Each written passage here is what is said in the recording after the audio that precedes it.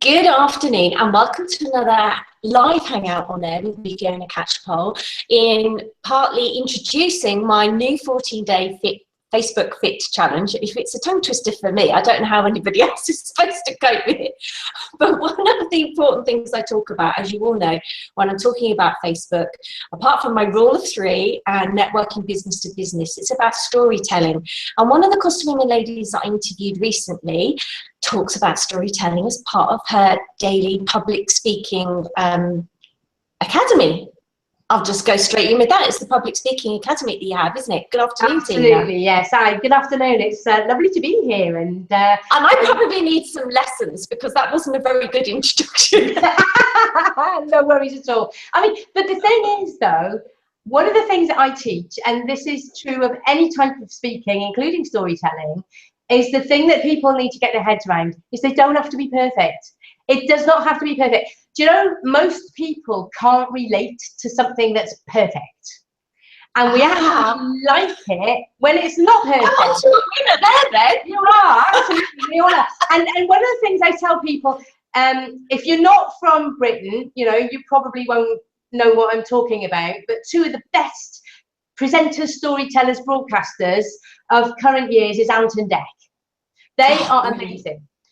They've won so many awards, but you look at their live stuff, it is far from perfect. But what they have is the charm to cover it up. So number one, you don't actually notice how many mistakes they're making. And when they do, they just have a giggle about it.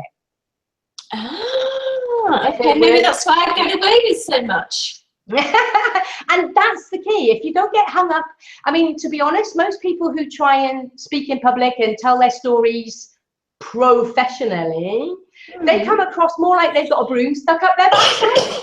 And people don't relate to that. People like real human beings. So that's good news for all of us. I'm just going to sidetrack though one split second, because your accent though is from the West Country, am I right? I've lived in the West Country a long time. Yeah, it's a mixture between Wales and the Southwest. Yeah. Because when I was growing up, my dad was very much into the BBC and Angela Rippon and said, Fiona, you'll never get anywhere in life unless you can speak like the newsreaders do. But that's all changed. That's all old school. Absolutely. That's old school, you know? So, yeah, you know, Ant Dec have got their, you know, Geordie accent. It's not strong, thank goodness. Otherwise, nobody could understand them. But you don't need to cover up your, it's part of who you are, and who you are is part of your story, which is what makes it lovely for people. Now, let's talk about what you actually do as part of your Public Speaking Academy hat on, and the storytelling, because within this framework of social media, and particularly the Facebook, the 14-day Facebook Fit Challenge is 14-day email system. So every day you get a step that you can take to put on your Facebook page. Now, one of those aspects is something that I have called the rule of three, to help the Facebook user divide their content into 3 easy chunks to help tell their story. How do you start encouraging or teaching your clients to become a storyteller? Well, the first thing is to look at where and when you're going to deliver your story. Now, and I'm going to mention the other places as well as Facebook, and I'll tell you why at the moment. But first of all, you know, obviously, if you're going to give a talk somewhere, you know, in front of a group of your potential clients, if you're out networking, whether that's on or offline, so social media or offline, things like, you know, consider videos on your website, you know, have a YouTube channel, and obviously your social media, including your Facebook page and your personal page. So it's really, you need to have a strategy for all of that.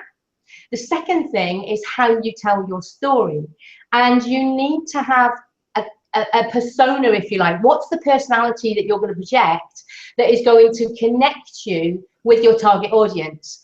And there's different ways of telling your story. So you can kind of, this persona, you could be, you know, like a leader, and then people will follow you. You can be a teacher. You can be an adventurer on a bit of a crusade.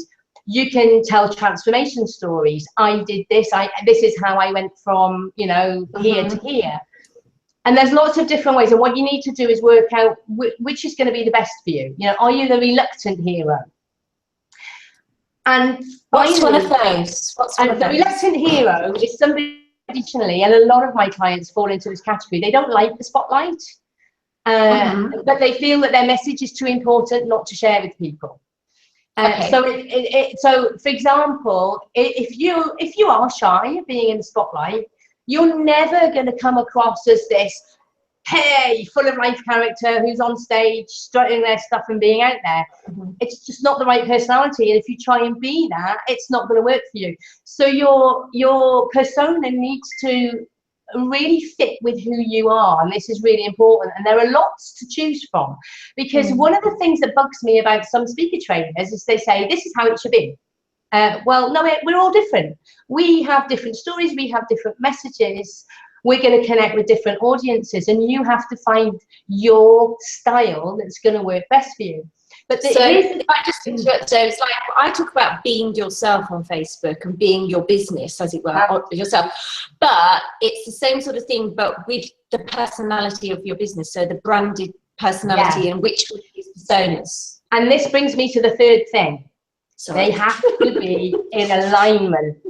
Because if they're not in alignment, it's not going to work. You're not going to be able to be yourself if they're not in alignment. You know, and if you're not able to be yourself, it affects your confidence, it affects your message, it affects how you come across. People will think that you're fake when you're not. It's just that I remember, like, for example, years ago, I was always told when working with the corporates, you have to be this particular, you have to be professional, and you should be very different on your Facebook business page as you are on your personal page.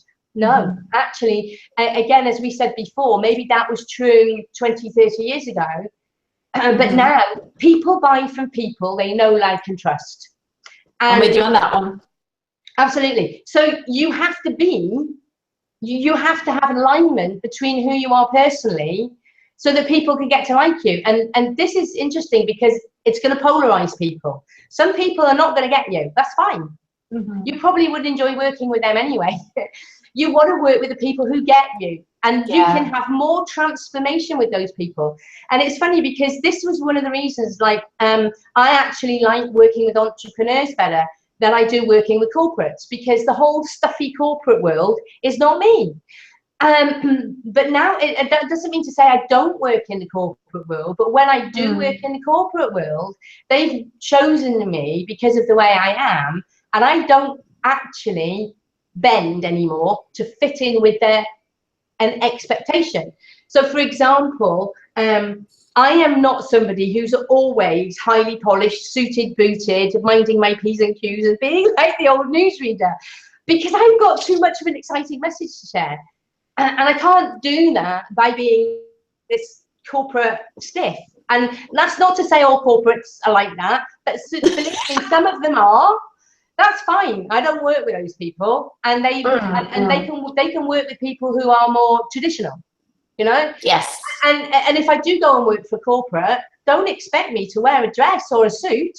You know, I wear trousers and a nice top. Yes, I'll make a bit more effort with hair and makeup, but again, with my clients, you know, don't expect me to turn up for a Skype session fully made up and you know what I'm going for, because I feel freer. I get more creative when I'm just being me, and when I'm not all, I mean, let's face it, over in Spain, you can't be made up to the nines during the day anyway, because it will, you know, slip down the face, wouldn't it? And that's great. It suits me. So, you know, that's how I do my best work. And I say to people, you have to be who you are. Now, some people really do like the whole dressing up and putting, and certainly the business they're in and what they've chosen, that's right for them. Fantastic. I'm not saying don't do it.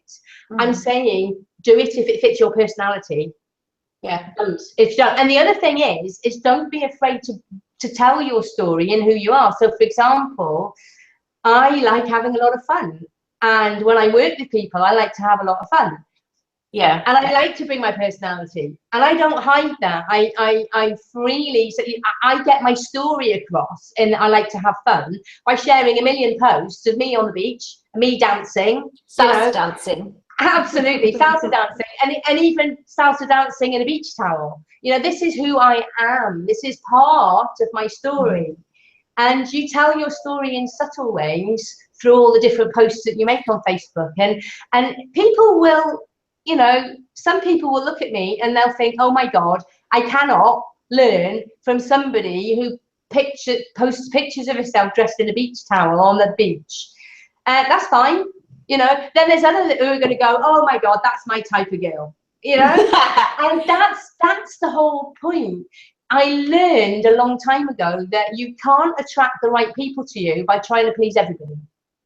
Right. And the way you tell your story through your posts on Facebook will turn some people off, and it will turn some people on. And that's the thing. If they're all neutral doesn't turn into bias. So you want people to connect with who you are. That's, you know, and I've certainly found that to be true in my experience. So yeah. So from a business point of view, you consider this as like one of the foundation building blocks, and once people absolutely, you know, yes, there are some key things. You know, I tend not to post anything too controversial. But then again, that is my personality. I'm not a controversial type of person. So I don't make big, massive political statements about what's going on in the elections, or the, you know, whether that's, you know, Britain, Spain, you know, the US or whatever. I kind of am remarkably quiet on that. And that's not just because I'm trying to please everybody. It's actually, it doesn't interest me that much. I've got more important things to do than worry about what's going on in the bigger arena. You know, if there's things that I am passionate about, like, for example, cruelty to bears, I'll be posting like, because that's me, you know, I love bears, that's part of my personality. But yes, and it's, I also have my own, for example, spiritual beliefs. I don't post too much about that, because to me that is private. And I don't want to ram that down people's throats. If anybody asks, I'll tell them if I have a conversation, but I will keep that kind of quite calm. So there are, yes, there are some etiquettes and general rules of thumb that you're going to polarize people that you needn't do. But genuinely, you want to be projecting who you are when you're telling your story. So. And are there any really good storytellers in the world at the moment, like on the television, apart from Ant Dec that we might see? Can you give us examples of people that you'd recommend that we follow, as it were, or get ideas from? Well, okay, there's a great guy. To be honest, there's two. Apart from Tina Sibley. Okay, there's a great guy, Joseph Campbell, who's written The Hero's Journey. And most people have come across The Hero's Journey as a standard storytelling method. All the great films, Wizard of Oz, Star Wars, and all the rest of it, they use The Hero's Journey a lot. What you've got to remember is that you're not kind of like giving a film. And I've seen speakers do, and I've been told of speakers do this on stage, and it turns people off, because all of a sudden it's like, oh my God, they think they're in their own movie, you know? So you've got to do that with caution. And also it's a bit dry. The Joseph Campbell Hero's Journey stuff is a bit tricky, but there's some great snippets that you can use. Let's say if you write a book and you want to dedicate a whole chapter to your story, that's the kind of thing where you would use that.